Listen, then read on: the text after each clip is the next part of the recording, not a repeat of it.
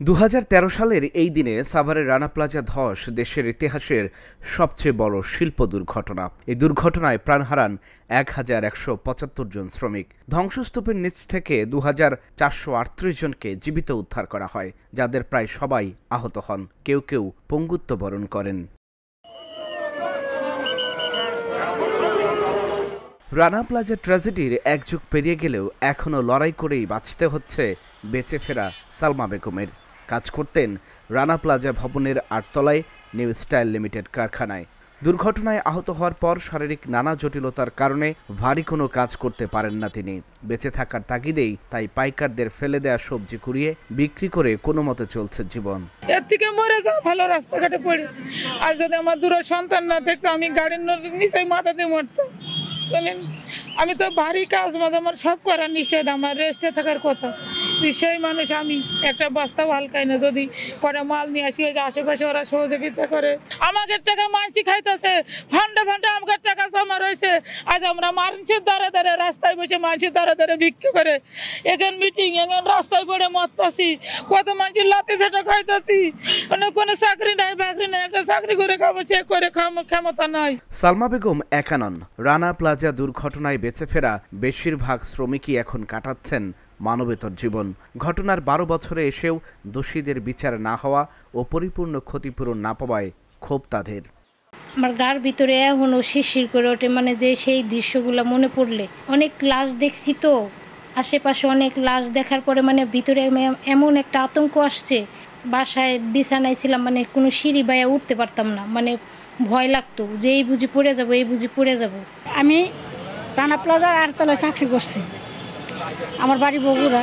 তো নিজ ভবিষ্যৎ কর্ম তো ভবিষ্যৎ অন্ধকার হয়ে গেল। মানুষের জীবনের বিনিময়ে ক্ষতিপূরণ কি 50,000? আমি শুধু 50,000 টাকা পাইছি। এটা কি ক্ষতিপূরণ বলে? এটা ক্ষতিপূরণ বলে না, এটা বলে আমার দাম তো অনুদান। আমরা তো একটা প্রতিষ্ঠানে কাজ করতে সেই ক্ষতিগ্রস্ত হয়েছি। তো সরকারের কাছে আমাদের একটাই দাবি যে আমাদের ক্ষতিপূরণ লাগবে, পুনর্বাসন লাগবে, আজীবন চিকিৎসা লাগবে।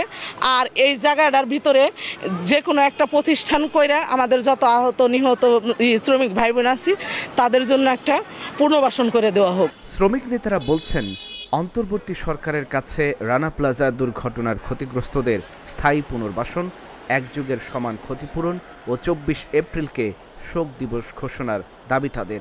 পাশাপাশি দ্রুত বিচার প্রক্রিয়া শেষ করে দোষীদের দৃষ্টান্তমূলক শাস্তি দেওয়া হোক। আমরা বিচার এবং ক্ষতিপূরণ আমাদেরকে আজকে না পাওয়ার কারণটা হচ্ছে প্রধানত এখানে ক্ষতিপূরণের উপযুক্ত আইন নাই, এবং যে বিচার সে বিচার হচ্ছে প্রচলিত আইনে বিচার করা সম্ভব হয় না। এই জন্য এই আইনকে পরিবর্তন করা দরকার, স্পেশাল ট্রাইব্যুনাল গঠন করা দরকার, এবং এই বিচারের যে মানদণ্ড সেই মানদণ্ড নির্ধারণ করা দরকার যে একজন শ্রমিকের যদি মৃত্যু হয় তার মানদণ্ড কত হবে।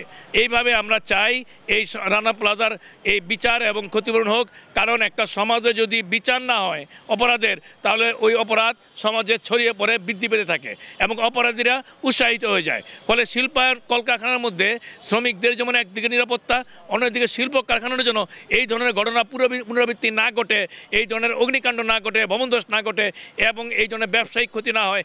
এই কারণে সরকার এবং আমি মনে করি সবচেয়ে প্রধান দায়িত্ব হচ্ছে রাষ্ট্র এই বিষয়গুলি অত্যন্ত গুরুত্ব দিলে আজকে এই পরবর্তী ঘটনাগুলো আর ঘটতো না এবং ঘটবে না। 2013 সালের 24 এপ্রিল সাভারের রানা প্লাজা ভবন ধসে 1175 জন শ্রমিক নিহত হয়। এই সময় আহত হয় 2000-এরও বেশি মানুষ, যা বিশ্বের ইতিহাসে 3য় বৃহত্তম শিল্প ঘটনা হিসেবে বিবেচিত হয়েছে। Dhaka journal, news desk.